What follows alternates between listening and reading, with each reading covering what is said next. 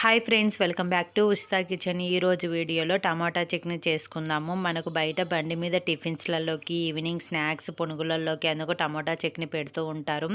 Taste అయితే మనం ఇంట్లో చేస్తే ఆ టేస్ట్ అదనేసి చాలామంది అనుకుంటూ ఉంటారు. ఈ ప్రాసెస్లో చేయండి, ఎగ్జాక్ట్గా మనకు బయట బండి మీద ఎలాగైతే టేస్ట్ ఉంటుందో సేమ్ అదే టేస్ట్ వస్తుంది. నేను ఇక్కడ చల్ల పునుగులలోకి సర్వ్ చేసుకుంటున్నాను. ఈవినింగ్ టైము వర్షం పడేటప్పుడు స్నాక్స్ లాగా ఇలా పునుగులతో టమాటా చట్నీ చేసుకొని తింటే టేస్ట్ అయితే చాలా బాగుంటుంది. వీడియో లాస్ట్ వరకు చూసి తప్పకుండా ట్రై చేయండి. నెక్స్ట్ లేట్ చేయకుండా ప్రాసెస్లోకి వెళ్ళిపోదాము. చట్నీ కోసము కడాయి పెట్టుకొని 2 టేబుల్ స్పూన్ ఆయిల్ వేసుకొని 2 టేబుల్ స్పూన్ల వరకు పల్లీలు వేసుకొని కొంచెం కలర్ చేంజ్ అయిన తర్వాత 10 పచ్చిమిర్చి ఇలా చిన్నగా కట్ చేసుకొని వేసుకోవాలి. నెక్స్ట్ దీంట్లోకి 4 టమోటాలు బాగా పండినటువంటివి ఇలా పెద్ద ముక్కల్లాగా కట్ చేసుకొని వేసుకోవాలి.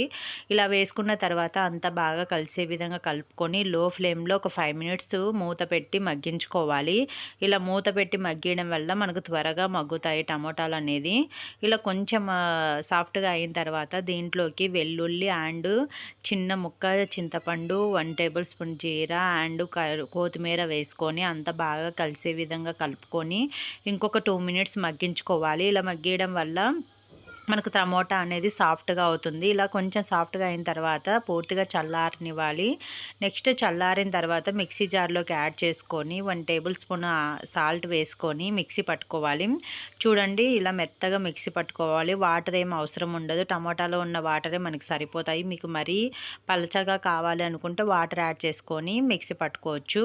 నెక్స్ట్ తాలింపు కోసము 2 టేబుల్ స్పూన్ల వరకు ఆయిల్ యాడ్ చేసుకొని తాలింపు దినుసులు, ఎండుమిర్చి, కరివేపాకు వేసుకొని లో ఫ్లేమ్లో మగ్గించుకోవాలి. వెల్లుల్లి అండ్ ఆనియన్ అందుకు అవసరం లేదండి. జస్ట్ ఈ 3 ఐటమ్స్ వేస్తే సరిపోతుంది.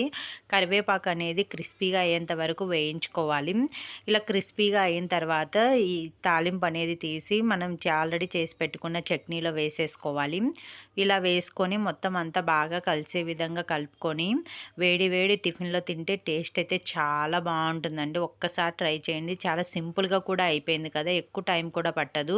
ఇంగ్రీడియంట్స్ కూడా మనకి అన్ని ఇంట్లో ఉన్న వాటితోనే కదా. సో తప్పకుండా ట్రై చేసి రెసిపీ ఎలా వచ్చిందనేది కామెంట్ రూపంలో తెలియచేయండి. మీకు ఈ వీడియో నచ్చినట్టయితే లైక్ చేసి మీ ఫ్రెండ్స్ అండ్ ఫ్యామిలీ మెంబర్స్కి షేర్ చేయండి. అదేవిధంగా ఇలాంటి మంచి మంచి వీడియోల కోసం మన ఉస్తా కిచెన్ ఛానల్ని లైక్ చేసి సబ్స్క్రైబ్ చేసుకోండి. Thank you for watching friends.